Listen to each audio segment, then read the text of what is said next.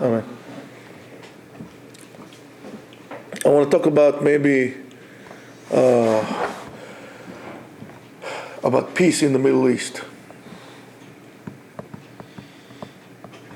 Besides the fact that it rhymes, it's never going to happen. There is not going to be peace in the Middle East. Ever. Ever. Never. The problem is, we think that if we'll do this, this will happen. If we give them the land, this will happen. You see, it doesn't. If we'll give them this, this will happen. You see, it doesn't.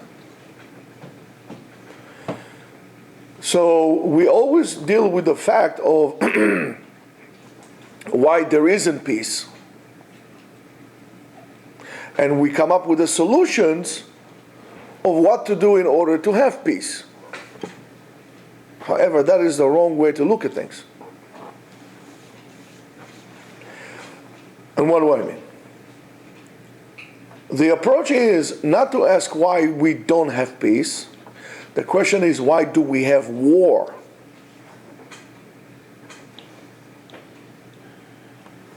And the answer is very simple. We have war, or we are in a state of no peace in the land. It's not because we're going to give, if we're going to give the Arabs, and again, and I'm saying that quite in the open, the whole concept of what they call Palestinian and Palestine is the biggest lie in the history of the world. Of anybody who knows, and I'm sure that soon they're going to rewrite the history books, knows anything about it, you would see that everything that the whole world tell you is a lie. It's a historical lie. And it has nothing to do with their right. There's no such thing as Palestinians. And the hypocrisy of the world is that they say it's the occupied territories. That's not. There was a war between Israel and Jordan. There was a war between Israel and Egypt. Israel won the war and they kept the land, like any other place. Do you see that, for example, a big outcry in the world that Turkey is occupying half of Cyprus? No. 1974, Turkey thought that Cyprus is a legitimate part of Turkey, and they invaded it. And not only that, they did ethnic cleansing, and they brought a lot of Turks into that, to the point today that the United Nations says it will be impossible, it will be inhumane to ask the Turks to go back to Turkey and to give Cyprus back to the people of Cyprus. That's not settlements. However, Israel won the war. They make a peace treaty with Egypt. They made a peace treaty with Jordan. Jordan gave up that territory. All of a sudden, we had this mamzer called Palestinians. And where did you come from? There was no such thing. It was a part of Jordanians. It was a part of Jordan. And the law in the West Bank is still a Jordanian law. I met many Palestinians, so-called, or many people from Gaza.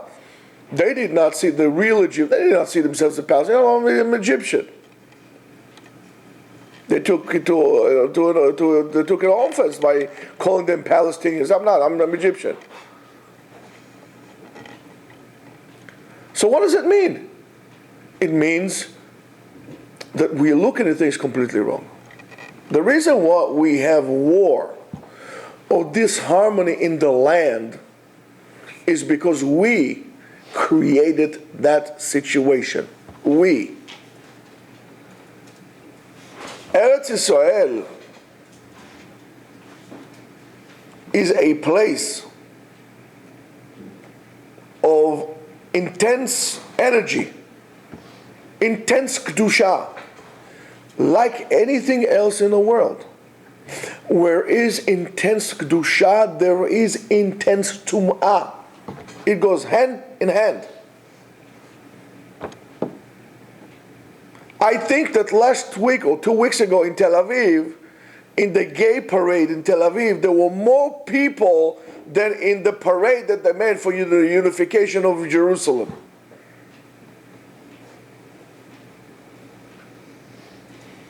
There were 10,000 in Yerushalayim, 17,000 in Tel Aviv. זה כנגד זה. In order to have peace or harmony in the land, we need to be in harmony with ourselves. We need to be in harmony with HaKadosh Baruch Hu.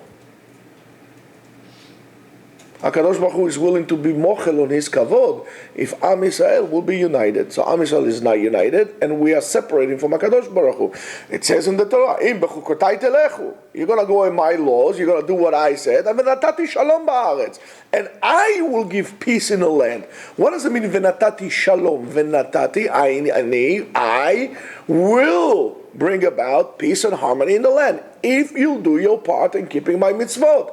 Therefore, the initiation of peace in the land is not determined by us signing contracts or giving up this or acquiring that.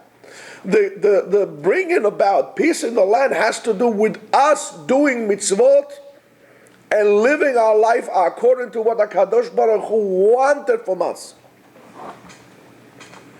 When we're talking about Shlom Bayit, it is impossible to have Shlom Bayit unless the couple, the husband and wife, that's why I said to you 1,000,000 times, Shlom Bayit is only between husband and wife. Shlom Bayit is not between you and your father, between you and your mother, between you and your brother. Shlom Bayit is between you and your wife. Shlom Bayit does not happen unless both of you are committed to keeping the mitzvot.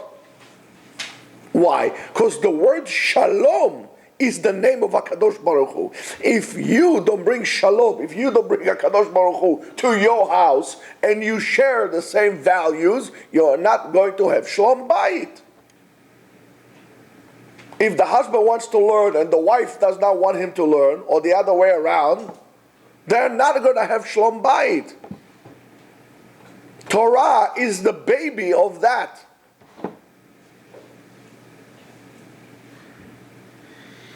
We're bringing HaKadosh Baruch Hu to our house. It's not going to be shalom bayit if you're not going to do that. If the effort of the couple is not directed towards Torah, aka towards HaKadosh Baruch Hu, there's not going to be peace in the home. There's not going to be shalom bayit. Maybe you will be getting along, but harmony is not going to be there. And if there will be, it will be superficial. When you're committing yourself, without a doubt, without questions, to HaKadosh Baruch Hu, and to His Torah, and to His ways, you are connecting on a different level. Yes, there are people who love each other so much, and so on and so forth, and they're not even Jewish, but that's not what we call Shalom Bayit. Harmony is a completely different concept than having peace. We're getting along and we are okay, and so on and so forth. So when we approach the situation and we say, you know what? We'll give them the land. We'll give them Jerusalem. You know what? As a matter of fact, we will even walk out of the land. Here are the keys to the land of Israel. We are going out. I don't know where we're going. We're going to Australia. We are creating an island in the middle of the ocean. Out of nowhere, we'll take sand from the bottom of the ocean like China does. We'll create sand. We'll make this big island, and all the Jews will go there. You're still not going to have... People will come and you chase you there. The Goy comes and chases the Jew because the Jew does not do the mitzvot. If he would done the mitzvot, bimakpid kalake b'chamura. For him, ve'ahavta l'reacha kamocha is like anything else. And tefillin is like this. And all the mitzvot, he's committing himself to do. Whether he's able to do them all or not, that's a different story. However, the commitment to the mitzvot has to be complete. There are many mitzvot in which we would not be able to fulfill. Due to our status, if I'm not a Kohen and he is a Kohen, he can do mitzvot that I cannot do. If a person wants to divorce his wife, he gives her a get. I don't want to divorce my wife, so therefore giving a get is also a mitzvah, which I'm not going to be able, Baruch Hashem, to do. There are many mitzvot in which mitzvot associate only with Kohen Gadol, right, David? Many mitzvot of that sort. But I am committed to do all the mitzvot. And if I'm not going to be able to do the mitzvot of, let's say, a Kohen Gadol, I'm never going to be a Kohen Gadol, I'm not a Kohen. Maybe I'm Gadol in my pant size, but I'm not a Kohen, so I'm not going to be Gadol. I'm not going to be Kohen Gadol. So how do I manifest how do I bring about my commitment to this mitzvah as well? I cannot say, it's not for me, I'm not doing this. I'm learning about it. I'll teach this guy to be a Kohen Gadol. So this is how my commitment is. I would never say, this mitzvah is not shayach for me. No, it's not for me. So for me, I only have 300 mitzvot instead of 613. No, the commitment is complete. And even if I cannot physically do it, I still want to know about it, and so on and so forth. And that's what we say. HaKadosh Baruch Hu takes a good thought, umetzaref ota lemaaseh tov. HaKadosh Baruch Hu to a good action. So now that I'm learning about it, and I'm committed to it, in the spiritual world, I am the Kohen Gadol.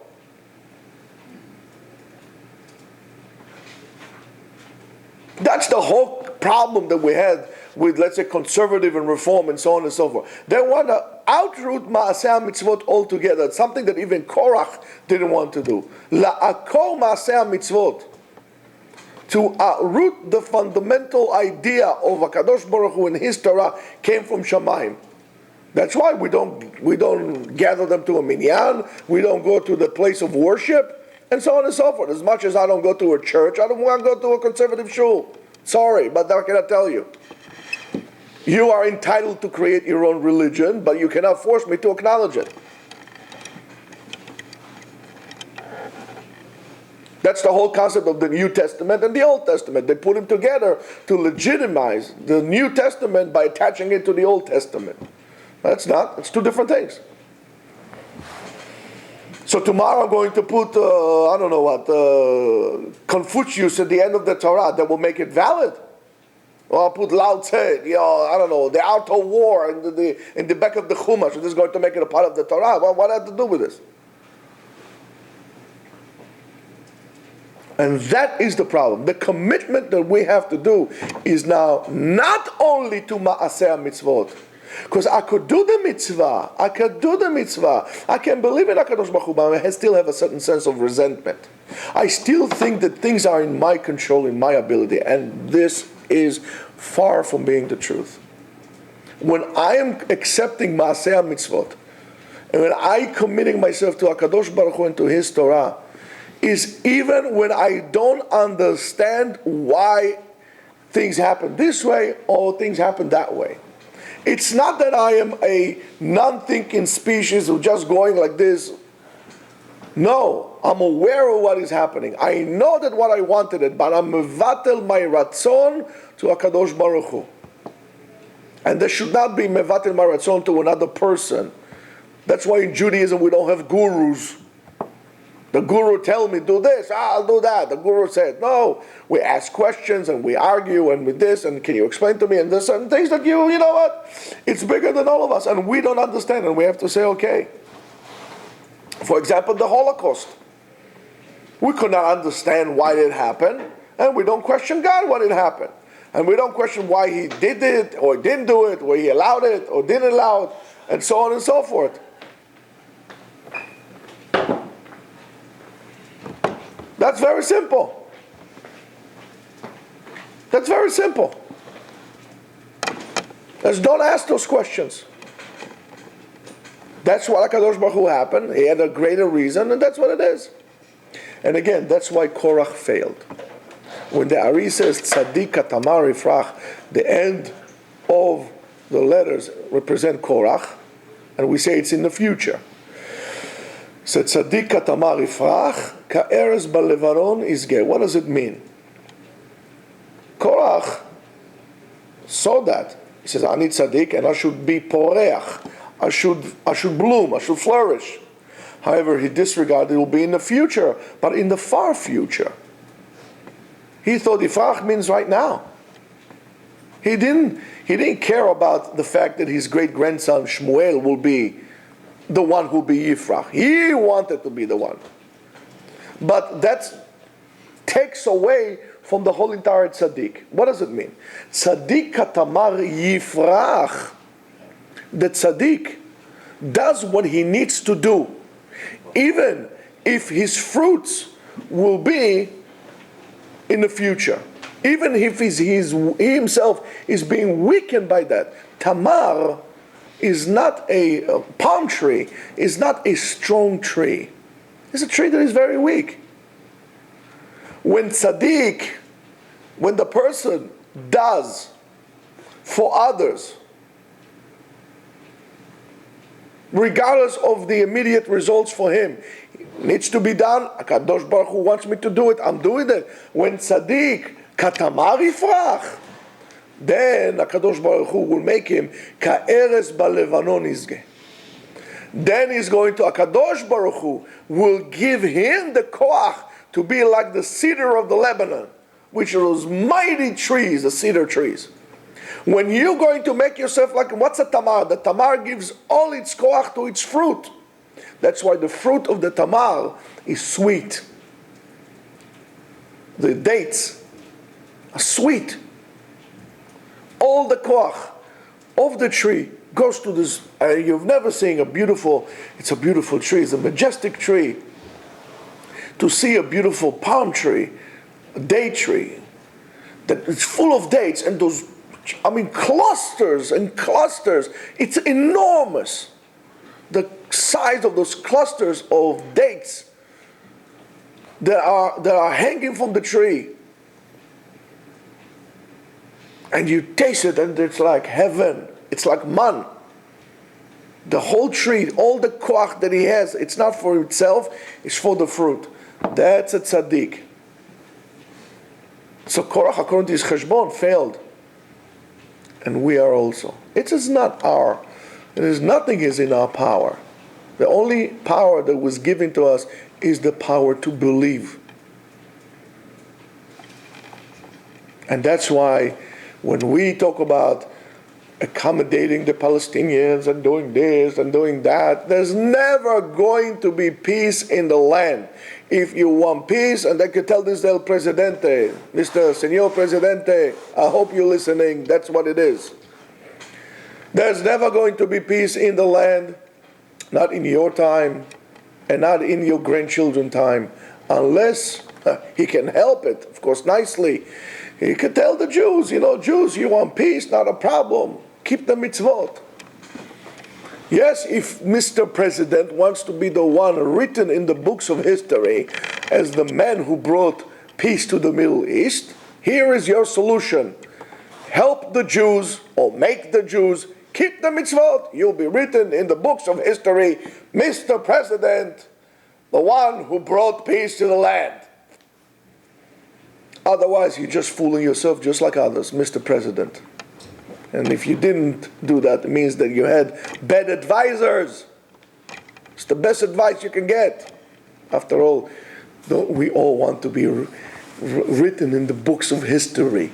That's our biggest fear, that will be forgotten. So you do all those crazy things, even if it's the craziest thing, as long as your memory would not be forgotten. Well, here you go. That's the way to do it. So when I'm telling you that, and it goes on your shalom, on your internal harmony, when you need to stop struggling with the mitzvot, just do them.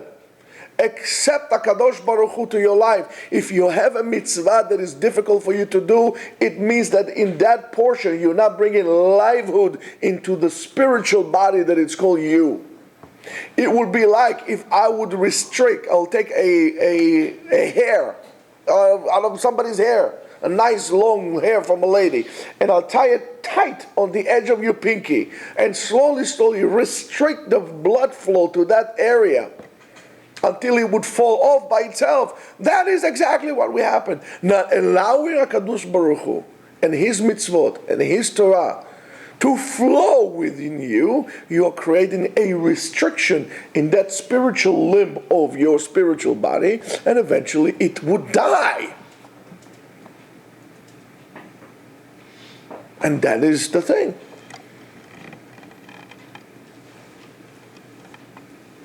So if we want peace,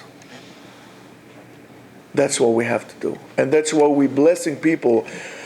When we say somebody Shabbat Shalom, in other words, we're saying, accept the Shabbat and the Kadosh Baruch Hu to yourself.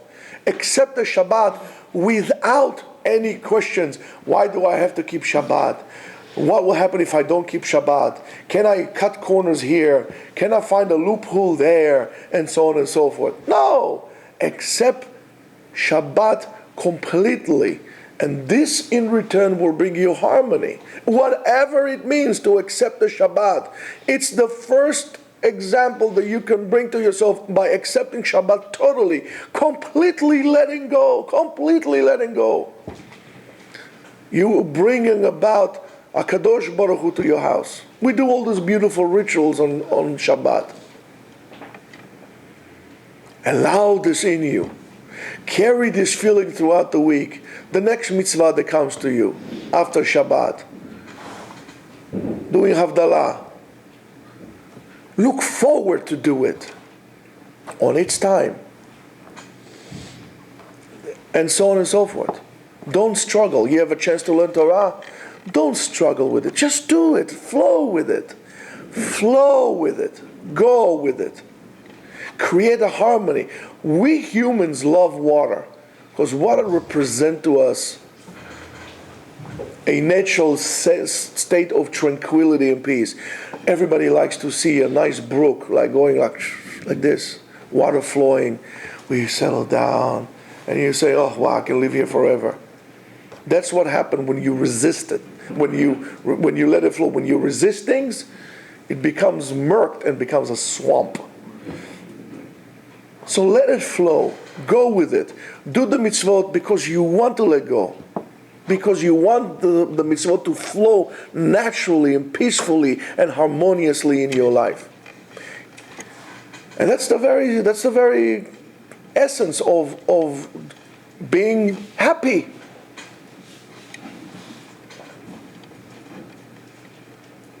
I'm not even talking about being eager to run after the mitzvot. I'm just saying be natural about it. Don't be intense about it. Don't resist it.